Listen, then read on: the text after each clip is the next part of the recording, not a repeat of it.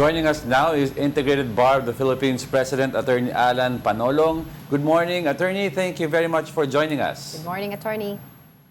Hello, good morning. Good morning, everyone. All right, Attorney, let's get right to it now. We're talking about yung Sarah Discaya and of course yung mitigating circumstances ng pag-surrender daw niya na maaga. Will this help her in case she gets a guilty verdict, assuming na ayaw rin niya, hindi rin siya papayag sa restitution na pagsoli ng pera?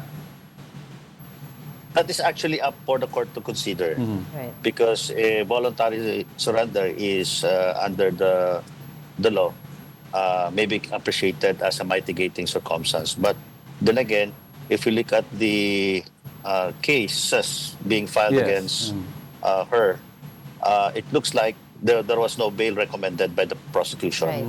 So meaning to say, the charges are really that serious. Pero from a legal standpoint po, Attorney, ano po ba yung parang basis ng kanyang ginawa dito? Parang, ano ba? Kasi iba sinasabi nila, baka gusto niya ng mas ma-reduce yung kanyang penalty. Is that even possible? Again, as I said, it is up for the court to appreciate because if you notice, the cases, the information are filed before the regional trial court. So, if the court finds kasi may condition number one, the surrender must be voluntary, which it appears voluntary nga kasi she surrendered before the National Bureau of Investigation, which is an agency of government, and that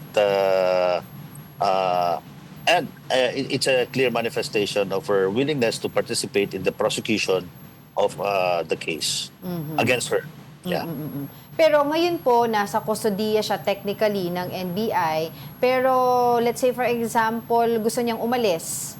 Pwede yon kasi wala pa naman siyang warrant of arrest at saka hindi naman siya hinuli ng NBI. Tama po? Yes. Actually, wala pa namang... kasi I've been closely following also this issue. And the court has not yet issued an arrest warrant. So, in the absence of a arrest warrant, so she can freely move from the detention facility in the NBI. Wala namang pong prohibition yan.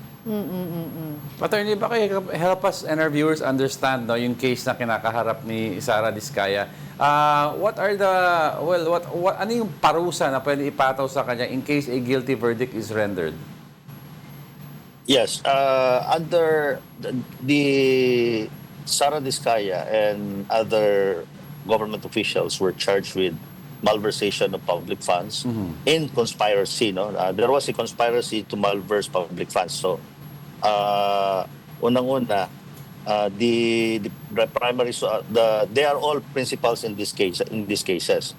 So, based on the law under revised penal code as amended on the malversation of public funds, kapag 8 million above po yung amount na public funds na ginamit po na walang basihan at walang pahintulot, or the public officers allowed someone to use it also, the penalty is if I'm not mistaken, reclusion perpetual, which is in the scale of penalties, it ranges from 20 years to 40 years imprisonment. So yun po ang penalty niyon. Na meron pang other charges na kasama dito. Yes, RA 3019, which is a violation of the anti-graft law. So co-conspirator din sila. So meaning to say, since they're the company of Sarah Discaya was the one who received benefit from DPWH, and there was this allegation that there was kickback given to the officials. So, big sabihin, they defrauded the government. Meaning to say, the government in this case caused damage as a result the release of the non-implementation of the project. Kasi ghost flood control project po to So, yun po yun. Given, Attorney, yung bigat ng kaso na kinakaharap niya and principal pa siya, anytime ba, do you think may opportunity pa si Sarah Discaya to turn witness in case na maisipan niya gusto niya maging state witness and tumulong na lang sa gobyerno? Well, that is really up for the Office of the Ombudsman, who is now the office or agency prosecuting the case. Oo. So if on the basis of the circumstances, si Sarah Discaya, no, is qualified to be a qualified. If you recall, previous days there was discussion about the restitution. Yes. The voluntary act on her part to return what she has received, what money or funds that she received from government. So, isa yun sa mga conditions. So, it's really up for the ombudsman because Yeah. if the testimony of Sarah is very essential such that they can get conviction of the co-accused in this case, then they may admit her as a state witness. Yun nga po, no, paulit-ulit nyo rin po na babanggit kanina, it's the court who will decide and ombudsman also doon sa mga mitigating factors. And I was wondering nga po kasi, talagang iniisip ko ano yung mga parang nasa isipan ng o advice ng kanyang legal counsel on surrendering sa NBI ahead of the arrest warrant. So I was wondering, attorney, could surrendering be part of negotiation, let's say for a protective custody, plea bargaining agreement? I don't know. Could you tell us what your... It gives actually so many opportunities for Miss Sarah Discaya. Right. Kaya lang, if you recall, medyo napagod yung DOJ sa kakausap sa kanila eh. So, parang yung bola nasa kanya na, binitawan pa niya. Right. So having said that, medyo hindi maganda yung relationship nila with the DOJ. Kasi I have to make myself corrected, by the way, that it's the DOJ which is tasked with admitting a witness to be a state witness, no? So they can recommend. Well, Sila kasing implementing arm nung sa state witness. Yes. So it gives her another round of opportunity for her to cooperate in the prosecution. Kumbaga parang... Such she can also demand for some consensus. Ano bang pwedeng ibigay niyo sa akin na pwede bang ganon? So these are the things that the legal team of Sarah may consider. So kumbaga, attorney, ang ibig mong sabihin nung time na parang, 'di ba, nasa kanila yung bola, nilaglag nila, ngayon yung surrendering niya could be a statement na willing kaming hawakan ulit yung bola at makipagtrabaho sa inyo. It could be. It could be a possibility. Pero once po magkaroon na po mailabas yung arrest warrant and she's still in the NBI custody, madali naman po siya maibigay ng NBI, no, sa police, no? Ano po mangyayari doon? There will be an easy transfer of custody over her person, because the NBI is a law enforcement agency of our government, and it has a very good working relationship with the PNP. Madali lang nila mai-surrender si Sarah. Yan, Attorney, I'm sure you've been following all the hearings in this case closely, no? Also, sinasabi ng iba, parang very similar ang weight ng evidence between Sarah and Curly. Well, Curly is still at the detention center of the Senate. Do you think he can have the same cases filed against him once the Senate releases him? Kasi parang hindi pa gumagalaw yung kaso sa kanya eh. It depends on their participation on the cases being filed against them. As it appears, hindi ko kalagay yung information or yung complaint affidavit, but since si Sarah Discaya lang yung finailan, maybe because in the articles of incorporation or in the board of officers of the company, no, involved in the Davao Ghost Flood Control Project, maybe the officers lang doon is si Sarah Discaya and that Miss Remando. So that is why silang dalawa yung pinailan ng kaso. Kasi kung si Curly Discaya was also an officer of that company, so masasama siya doon. Kasi titingnan kasi yung participation nila eh. Hindi porket mag-asawa naman sila, parehas yung presume yung naman na, gravity ng kaso. So the prosecution will go on paper trails looking at the extent of their participation in the transaction. So there's a possibility na kunyari kung sinasabi nga nito na si Sarah Discaya yung operations head nung kanilang firm, siya yung mas mabigat yung kasi alam niya yung ins and out of the operation of their firm as compared to the husband. Yes, say for instance, she was the one who made representation before the DPWH, such that during the bidding, she was even the one who represented the company, and on the company, on the organizational structure of the company, she's the president and CEO, and she was the one even who received the money. So talagang applying the doctrine of corporate bill, no, under our corporation, talagang siya yung liable doon. Well, on the other hand, could you also say na itong pag-surrender niya sa NBI ahead of the arrest warrant is kumukuha ng simpatya ng publiko?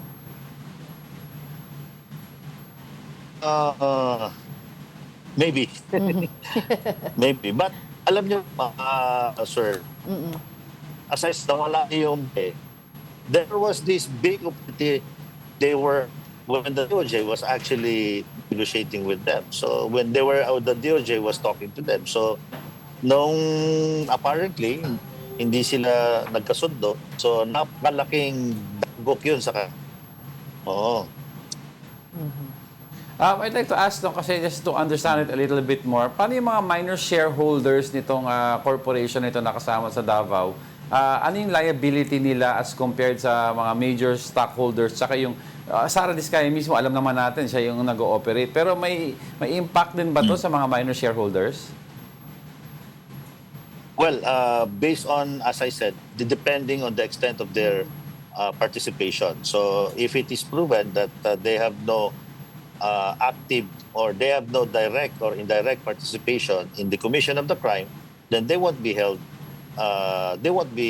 liable as such, no? Compared to Sarah Discaya, who is apparently the face of that company. Pero assuming... okay. Go ahead, attorney. Go ahead. Yes. Kasi gano'n naman po usually a corporation, it has its own set of officers. So the ones representing the company, usually these are the officers who hold high stake in the company. So normally they are the ones. Kasi naman yung mga minority stockholders naman, wala naman pakialam minsan yun eh. Totoo. Minsan name lang no? Wala na nalileft out ka minsan sa mga nangyayari sa pero sa corporation eh. That's right. Pero ito yung mga officers na wala namang kinalaman sa operations pero meron silang knowledge na may nangyayaring kalokohan at hindi sila nag-report. Hinayaan nila na si Sarah mag-continue sa pinagagawa niya. Well, that is more on evidentiary matter. Yes. So, kailangan merong mga proof other than the fact that they have knowledge. No? Well, speaking kailangan. May mga overt acts, meaning to say, for instance, no, kahit minority stockholder siya, kasama siya doon, sumasama doon sa bidding. Tapos, kasama pa siyang nag-receive ng pera. No? And, meron siyang other function other than being a minority stockholder in the company, such that kasama siya doon sa operation. So, malamang pwede siyang ma-indict as an accused. Well, speaking of the evidentiary process, I was talking to the spokesperson of the Discaya, si Attorney Samaniego, and kasi ni-reiterate niya na hindi daw ghost projects yung nandoon sa Davao Oriental. There were structures, nasira ng bagyo, etc. And sabi ko sa kanya, but yung mga nakalagay daw doon, sabi ng prosecutor, yung mga documents that they sent or they submitted, mga reports, etc., those are fake daw or kulang pa ng mga information. So at this point, ang defense naman ng kanyang spokesperson, ay wala yan, hindi pa naman nila napapatunayan na peke nga yung binigay namin na papeles, etc. So at this point, in this level of the case, tama po ba siya no, na hindi pa naman talaga napapatunayan na peke yung mga papeles na binigay sa sa prosecution? O nakuha ng prosecution? Lisa, I was able to watch the press con of Miko Clapano, the assistant ombudsman, who made it clear that based on records, the project never happened. Yes. No, it never happened, and they received the funds for it. Secondly, when the issue on this ghost flood control came out, biglang nagkaroon ng civil works doon sa area. Oo, biglang So, kukumpuni sila. ngayon. And this is on the basis of the findings of the Criminal Investigation and Detection Group of Oo, the PNP, true. which is one of the evidence being adduced by the Ombudsman for purposes of filing the cases against Ms. Sarah Discaya and other government officials. So, factually, no? So, it is the job of the prosecution to prove that the project really never happened, no? It did not undertake, no? Which is on the basis of the records, according to Miko Clabano, the Assistant Ombudsman, is mga falsified yung mga documents na sinubmit to make it appear that the project actually took place. But in truth and in fact, according to Assistant Ombudsman Clabano, nung pumutok yung issue about flood control, saka nagkaroon ng doon, ng parang trabaho doon sa area where the supposed flood control project would have been implemented. Well, I remember even the DPWH Secretary Vince Dizon went there and said na talagang walang structure doon, pero ginigiit, of course, nung kabilang panig, it is also understandable that they would defend themselves na meron, na nasira lang, at hindi daw yun yung part ng inspection, etc. But we'll see doon sa kalalarga nung kanilang kaso, no. Ngayon po kasi, attorney, yung kanyang asawa ay nasa detention center ng Senate. And kung let's say for example, kasi mukhang mag-wrap up na rin ang Senate doon sa kanilang mga Blue Ribbon Committee because there are cases filed already. Pagkatapos pwede na nila mapakawalan si Curly Discaya because he is held on contempt basis. Pagka ganun, until wala pa yung arrest warrant, he is free. Yeah, wala namang pan eh. So there is no prohibition. And until the Senate decides to release him, so they can do that. They have that power under the Constitution. They have that contempt power. So when the moment a warrant of arrest is issued by a court of competent jurisdiction, meaning to say it could be the regional trial court or the Sandigan Bayan, as the case may be, no? Kasi usually sa Sandigan Bayan ang fina-file ng mga cases doon, those government officials holding position with salary grade above 27. So 27 and above. So kaya nga itong sa Sarah Discaya, pinile doon sa sa regional trial court. Right. Kasi I think walang officers ata na involved doon na occupying a position na which carries a salary grade of 27 and above. Pero para ano pa kasi to, attorney yung dun kila Sarah Discaya, sa Davao pa lang ito, Davao Occidental, they have a lot of contracts in different areas. Yes, diba? That's what I wanted to ask, attorney, no? Kasi itong mga cases ng mga Discaya na nauna, kinakasuhan sa kanila are ghost projects sa flood control. Pero meron din silang mga cases na substandard. How harder is it, attorney, to prove or for the substandard cases to go forward as compared to ghost projects? Oh yeah, the ghost projects is much easier to prove in court because the only thing that the prosecution has to provide is that they have to produce documents and object evidence, pictures probably, no, and testimonies from credible persons. For instance, yung mga barangay officials doon or even the city officials or municipal officials who can provide information. So, with respect to a substandard, it needs an expert witness probably from the DPWH themselves. Because they are the ones that are they can determine if a work is poorly done or a work is not in accordance with the terms of reference. Kasi yung bidding po niyan sa mga government projects, especially on infrastructure, they have that so-called terms of reference, no? Yes. Which enumerates other things, kung ano yung project na i-undertake. So if the specifications are not met, so definitely it could give rise to a impression that it was poorly done. So hence, it is substandard. But then again, it is quite difficult to prove because you need the experts. So Oo, that eksperto. kailangan mo ng experts. Yeah. And kung lalo na kung matagal na yung proyekto.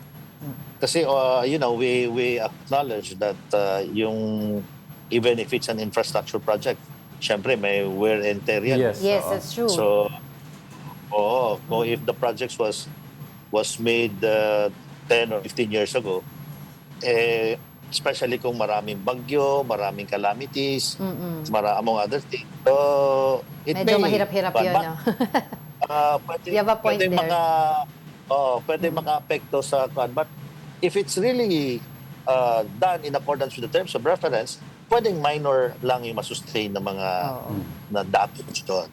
But if poorly done, nako, marami akong napanood sa TV na kung saan yung flood control project parang halo sa loob Yes, wala talaga or yun. sira. I think it doesn't need An expert. Expert no?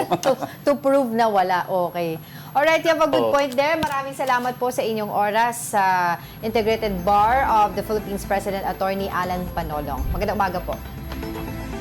Maraming salamat din.